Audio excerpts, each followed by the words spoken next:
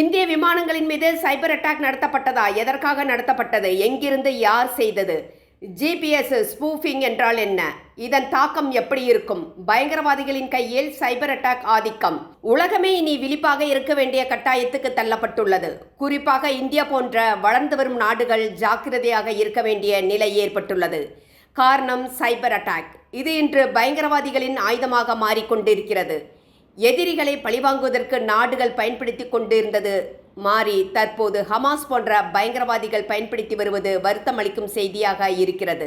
உலகமே இன்று சைபர் தாக்குதலில் சிக்கிக்கொண்டுள்ளது. சாதாரணமாக லேப்டாப் முதல் work station, personal computers, servers, web applications, networks devices, mobile devices, apps, cloud environments, internet of things, embedded systems and industrial control, third party and supply chain software, email, collaboration platforms, physical system integrated with IT, cryptocurrency என hack செய்வார்கள்.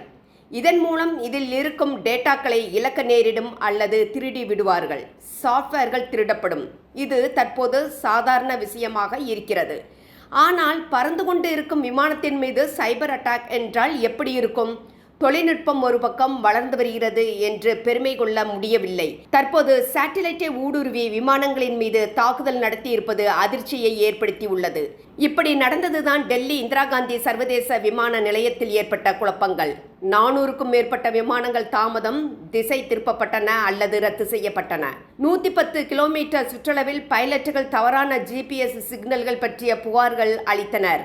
உடனடியாக அனைத்து விமானங்களும் alert செய்யப்பட்டன.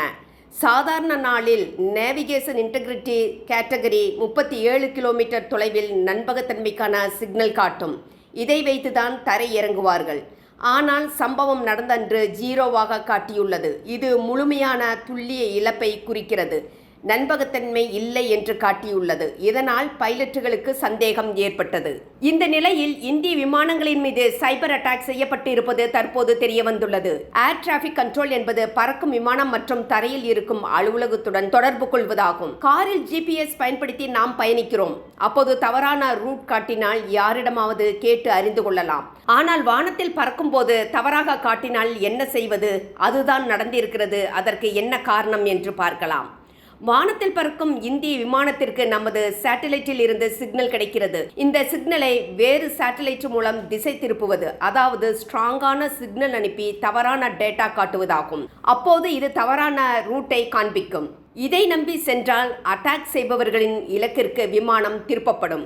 Aeronautical message ஸ்விட்சிங் system என்பது விமான போக்குவரத்து கட்டுப்பாடு, விமான நிலையங்கள் மற்றும் விமான நிறுவனங்களை ஒரே தகவல் பரிமாற்றத்தில் இணைக்கும் முக்கியமான தொடர்பு அமைப்பாகும்.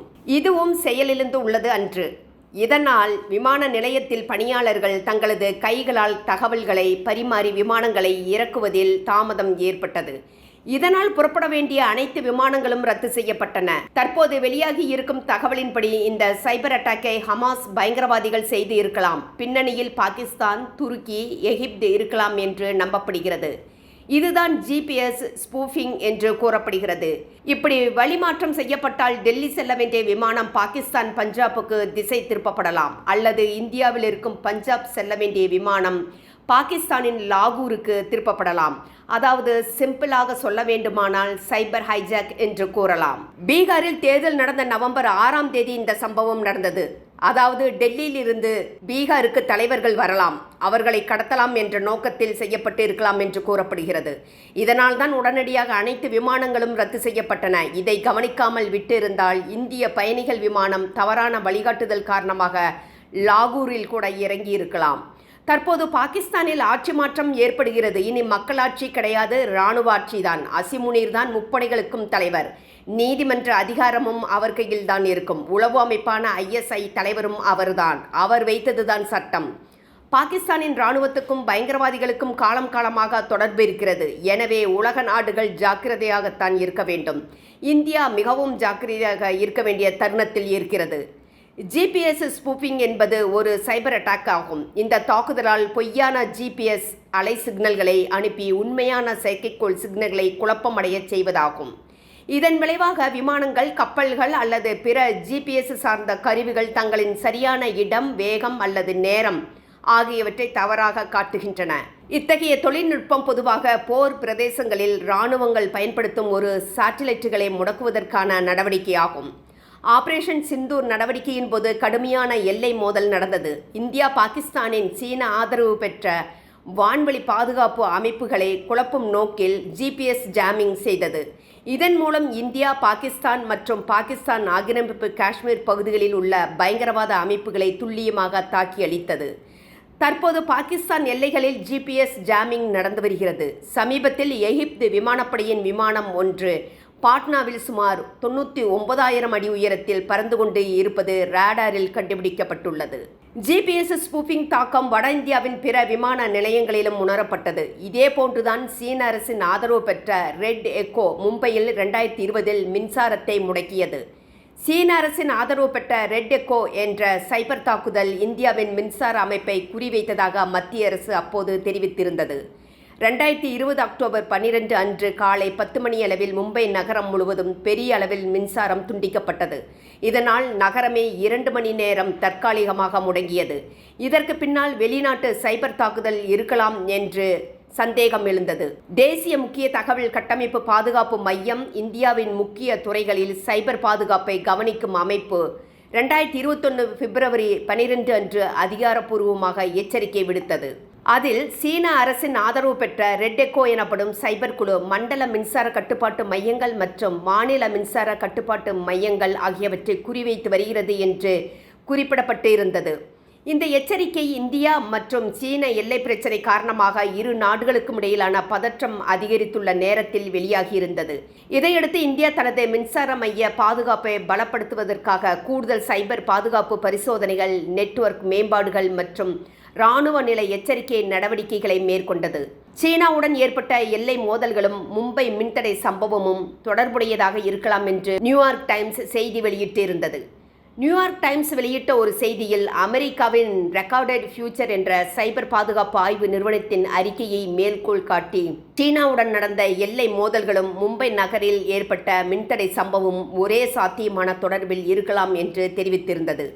இதையடுத்து சுதாரித்து கொண்ட இந்தியா தனக்கு என்று ஒரு சாஃப்ட்வேரை தயார் செய்தது. அதுதான் Navik, navigation with Indian constellation என்பதாகும்.